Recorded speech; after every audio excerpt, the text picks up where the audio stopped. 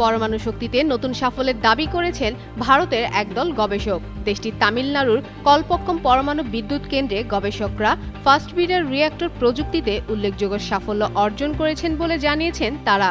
তাদের দাবি সত্যি হলে ভবিষ্যতে জ্বালানি নিরাপত্তায় বড় পরিবর্তন এনে বিশ্ববাসীকে চমকে দিতে পারে এশিয়ার অন্যতম প্রভাবশালী এই দেশটি।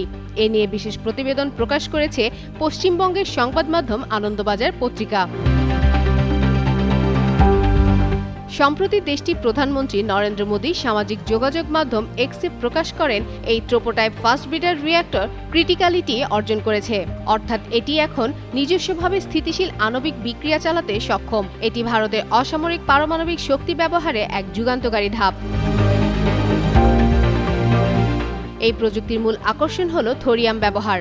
রিঅ্যাক্টরটি থোরিয়ামের সাহায্যে বিদ্যুৎ উৎপাদন করে এবং একই সময়ে নতুন জ্বালানি ইউরেনিয়াম 233 উৎপন্ন করে। লেস অয়েল অ্যাবজর্ব করে আপনার পরিবারকে রাখে হেলদি।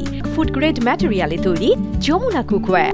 ফলে এটি একটি এমন চক্র তৈরি করে যেখানে জ্বালানি প্রায় শেষ হয় না।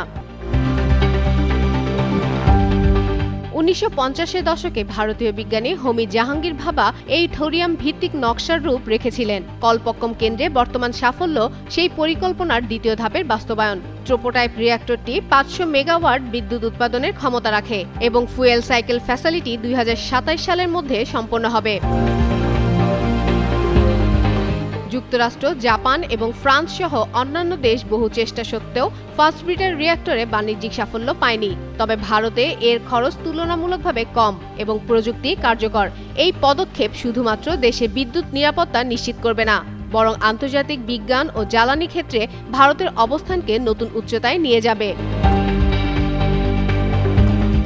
যদিও বাণিজ্যিকভাবে বিদ্যুৎ উৎপাদন শুরু হতে আরও কয়েক বছর সময় লাগবে, তবুও এই অগ্রগতি ভারতের জ্বালানি খাতে একটি সম্ভাব্য গেম চেঞ্জার হিসেবে দেখছেন বিশেষজ্ঞরা।